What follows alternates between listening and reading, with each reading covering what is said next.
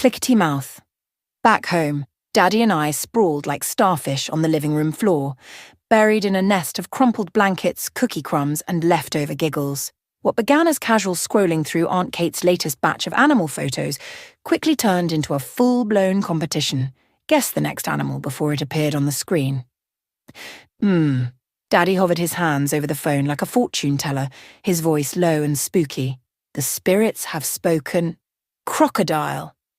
No way, I croaked, doing my best granny voice. This one's got a kick, I tell ya. I can feel it in my bones.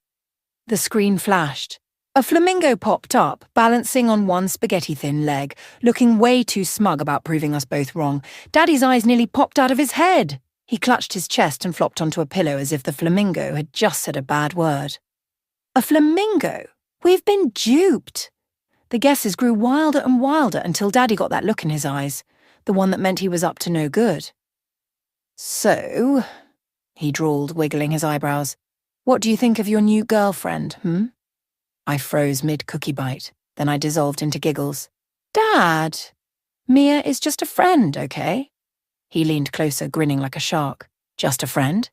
I huffed, crossing my arms. Well, she's super cool and all, but come on. She's so old. She's got more gaps than teeth. Any day now she'll be like Granny, keeping her fake mouth by the bed at night.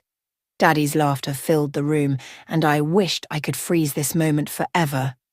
Besides, I whispered, who knows what a clickety mouth might do once it's out of her head? Then, as if the words were waiting under my tongue, the story of the teeth people sprang to life. Clickety-clack, quick as a flash. It swipes the sweets, the candy stash. Sneaking away to lick and chew. Forever hungry, it's oh so true. Daddy made a pretend scared face. Wait, what if we put it in a box first? A box? I gasped. No box can hold a clickety mouth, Dad. I wriggled like a caterpillar in a hurry. Lock it, tie it with ropes. It doesn't matter. It'll wiggle out in no time. And if it can't escape, that's when it gets really bad. My voice dropped to a whisper quieter than a mouse wearing socks. It'll call for backup, an army of clickety mouths marching from all over the world. I sprang to my feet, arms wide, chanting. Clickety-clack, they prowl and snap, hunting sweets with a toothy clap.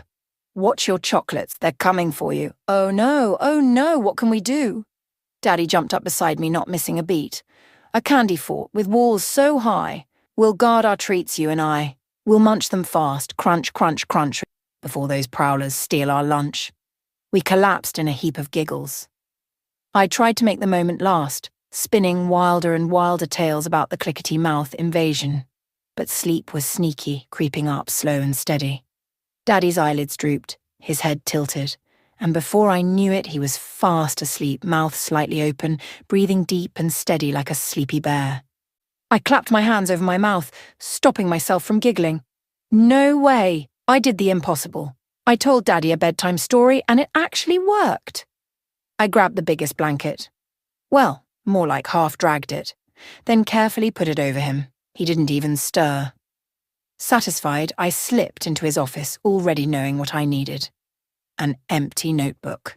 Flipping to the first page, I scrawled in big fat letters, "The bigger notebook for even bigger boys." It looked grown-up enough. For a second, I almost filled it with important things like Liam needs a robot monkey or a tricycle with 5 wheels.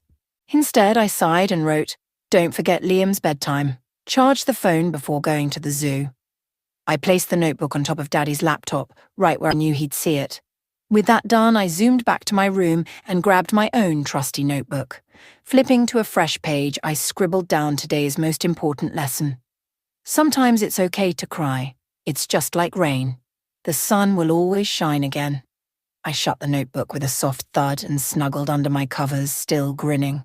Today had been one of the best days ever, all because Daddy forgot to charge his phone. Funny how something so small could turn into something so wonderful. Whoa!